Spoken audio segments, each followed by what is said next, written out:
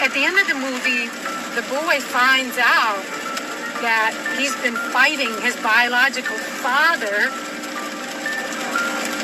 the whole time, while his adopted father, the guy he called Dad, knew that allowed his son to fight his biological father. See, if you don't understand the duality of the world we live in, it's like someone coming to you and saying, you are not my son. I know you've called me Dad your whole life. I know that you've treated me like your dad and I've treated you like your son. And we've had our differences. But let me tell you what really happened. I kidnapped you. I kidnapped you from your real father. I have been raising you as my own. And the degree of pain you've been feeling is because I have an ulterior motive. I have an agenda. I have my own special interest for keeping you deceived. It pains me. It pains me to live in a world where people are acquiescing to this self-deception because they want it so badly to be true. And I know there's multiple degrees of conspiracy theory. But if all you're doing is looking in the mirror at this mirror or at this mirror, you're looking at the same smoke and mirrors. You're looking within the same system. If you want to understand conspiracy, if you want to really understand the apocalypse, you have to step away from the house of mirrors. The truth is not in the house of mirrors, no matter how it is presented by the left or the right. There is good and there is evil. There are two systems at work, parallel with each other. And because so much of the good has been hijacked and intermingled with the evil. And the multitudes disillusioned with Christianity, whose deistic spirits will be from that moment on without direction and leadership, and anxious for an ideal but without knowledge where to send its adoration, will receive the true light through the universal manifestation of the pure doctrine of Lucifer, brought finally out into public view, a manifestation which will result from a general reactionary movement which will follow the destruction of Christianity and atheism, both conquered and exterminated at the same time. Intelligent design of some God above the clouds. But our intelligent design, we are really upgrading humans into gods. We are requiring, for instance, the power to re-engineer life. I mean, all this story about Jesus rising from the dead and being the Son of God, this is fake news. AI can create new ideas, can even write a new Bible. Throughout history, religions dreamt about having a book written by a superhuman intelligence, by a non-human entity. Every religion claims our book, all the other books of the other religions, humans wrote them. But our book, no. It came from some superhuman intelligence. In a few years, there might be religions that are actually correct. That just think about a religion whose holy book is written by an AI. That could be a reality in a few years. They could understand what is happening in my brain better than I understand it. The future Stalins of the 21st century, they could be watching the minds, the brains of all the population all the time, and also they will have the computing power to analyze all that.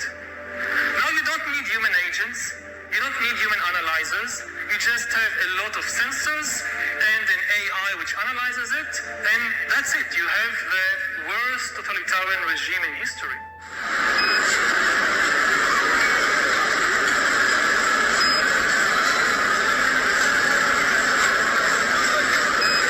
The microchips are already here. The microchip implants use the same technology that's in contactless credit cards. At this tech fair, a chipping event for those on the cutting edge, merging their hands with this this new technology. I thought it would be fun, right? The process is simple and swift. A pinch of the skin, and in a matter of seconds, the chip is inserted. The transformation is complete. In the future, do you think everyone is going to be chipped? I think it will be voluntary, but I am certainly convinced that millions of people will find it very, very valuable to have a smart device under their skin. This will help people's life. This will help solving many, many issues, difficult things that otherwise we could not have solved. With the power of AI, I think AGI is coming very, very soon. And then after that, that's not the goal. After that, artificial super intelligence will come to solve the issues that mankind would never ever have thought that we could solve. When those three men got up there with the president and said what they did, if that wasn't a wake-up call, I don't know what is. That's laying the groundwork for what it says in Revelation 13. He causeth all to receive a mark or his number or the number of his name. And in Revelation, it's 666. In Greek, that's hex, hex, hex. Are we there then? Are we closer today than we were January of last year? How many believe we are? Yes, we are. How many believe that this past year we have come further than normally in the past a year would bring? In other words, we've progressed much faster than what normally a year. It's accelerating. The Lord's coming back. The Antichrist has all his tools now. He has everything he needs. This is mind-boggling. I'm not trying to scare you. I just want you to wake up. When Mazzini died in 1872, Pike made another Italian revolutionary leader named Adrian Lemmy his successor. Lemmy, in turn, was succeeded by Lenin and Trotsky, then by Stalin.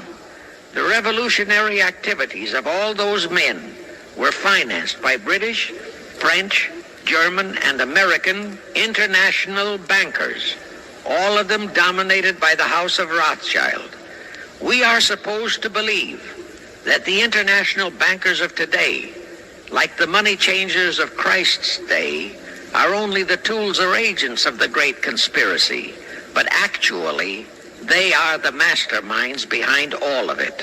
While the general public has been brainwashed by all the mass communications media into believing that communism is a movement of the so-called workers, the actual fact is that both British and American intelligence officers have authentic documentary evidence that international liberals operating through their international banking houses, particularly the House of Rothschild, have financed both sides in every war and revolution since 1776. Those who today comprise the conspiracy, the CFR in the United States, direct our governments, whom they hold in usury through such methods as the Federal Reserve System in America, to fight wars created by the United Nations so as to further Pike's Illuminati plans to bring the world to that stage of the conspiracy when atheistic communism and the whole of Christianity can be forced into an all-out Third World War within each remaining nation as well as on an international scale. Now let me show you how our federal government and the American people have been sucked into the one world takeover plot of the Illuminati Great Conspiracy. Be honest with the American people about what's going on here. This is political theater. I'm going to call out both sides right here. It's all posturing. It's fake fighting. We all know where it ends up. This is Groundhog Day. I don't care if the Democrat is the speaker or Republican is the speaker, but that's what's going to happen. And in the meantime, it's political theater. You know, we've got it's good theater. We've got great writers. I wish they'd just come up with a new plot. It's the same plot every fiscal year. Why do we always spend at least as much as we did last year, and why do we never cut spending? It's because Democrats want to grow the welfare state, and Republicans want to grow the military-industrial complex. And we're eventually going to get together, and they're both going to go up. I guarantee it. And both parties are just fine letting the bureaucrats do their thing, which should be our thing according to Article 1, Section 8 in the Constitution. We are empowered with these things. I've sat through now almost 2 years of hearings in this Congress where we've exposed lies at the CDC, shortcuts at the FDA, unconstitutional gun bans at the ATF, over prosecution of January 6ers at the DOJ, targeting common citizens at the FBI, spying by the NSA, illegal mandates for livestock by the USDA, targeting plant vaccine or transgenic plant vaccine at the NSF, and censorship, the censorship industrial complex of which the NSF is part of, automobile kill switch at the DOT. Now, these are all things I think most Democrats are just fine with, this kind of totalitarian state that the bureaucrats are pushing on us. But Republicans at least pretend to be against these things. But what are we going to do this September? We're going to fund every freaking one of those things that we have exposed.